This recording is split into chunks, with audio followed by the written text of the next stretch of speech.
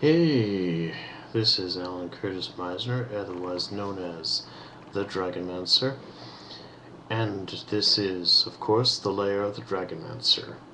And of course, as ever, with me are my lovely assistants, the tortoise, the mouse, and the eagle. Now, basically, today I would like to talk to you a little bit about a man and by the name of John Paul Jones. Not John Paul Jones, sorry. Getting a name mixed, or maybe it was John Paul Jones.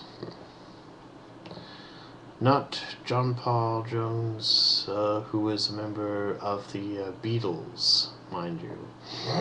Or even for that, or I guess I should say the Monkees. Not that one. I'm talking about someone who goes way before either he or I were even born.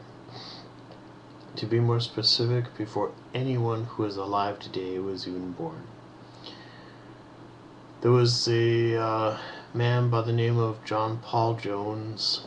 Perhaps he was actually Ron Paul Jones, but the point is that as anyone who has ever served or is currently serving in the Navy can attest, as to who is aware of him, without John Paul Jones, I'm just going to go ahead and say that from now on, John Paul Jones, just in case it turns out that that one's the right one. If anyone has the desire to correct me, by all means do so, comment on the commentary. But until then, yeah. John Paul Jones was a man who was born in Scotland years ago, during the years leading up to the American Revolution.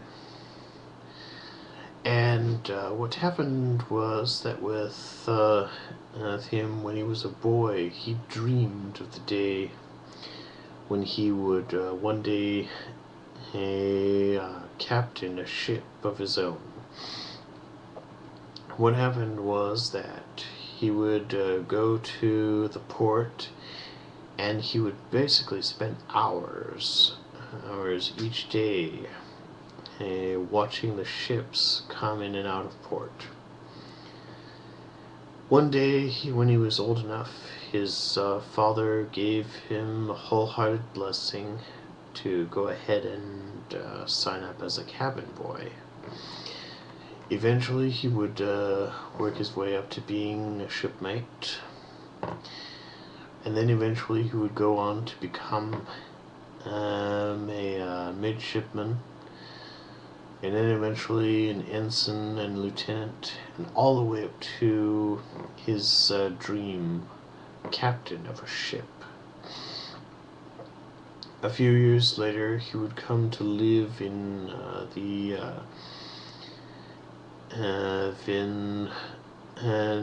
American colonies, as it was known during the time.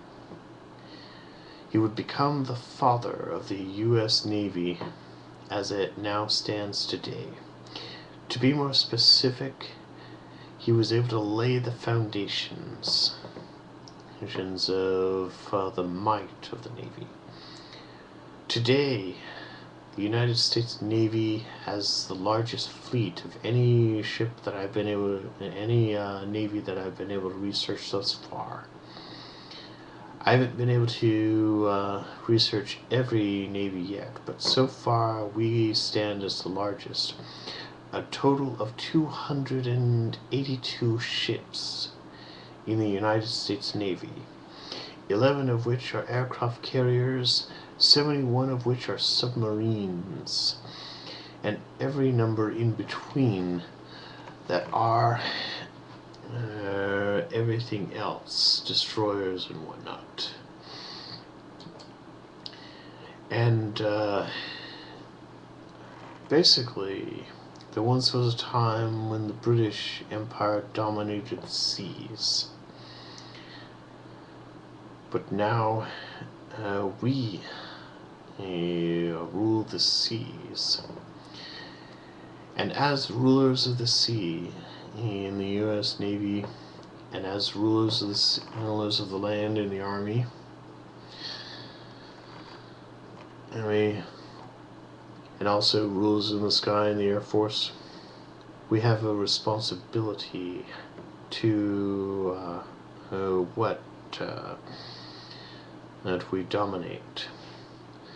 And basically, from what I've noticed, the United States Navy does really well in that area. Just as the Army does in the as far as the land. There might be some who are anti-military who are who might beg to differ. Like I said, comment. And I'll keep basically if you comment it, I guarantee you I will keep a bit post forever. And I might even respond to some if I can sense that you're open to a touch of reality, so to speak. Some of you might be thinking the same with me, but like I said, without John Paul Jones, we would not be able to have the Navy as it now stands. To this day, he is buried or rather interred in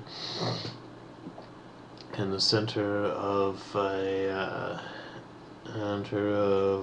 United States Naval Academy in Annapolis. John Paul Jones, great man, and again, as ever, thank you for watching and have a nice night. Like I said, if you have any comments, feel free to post them.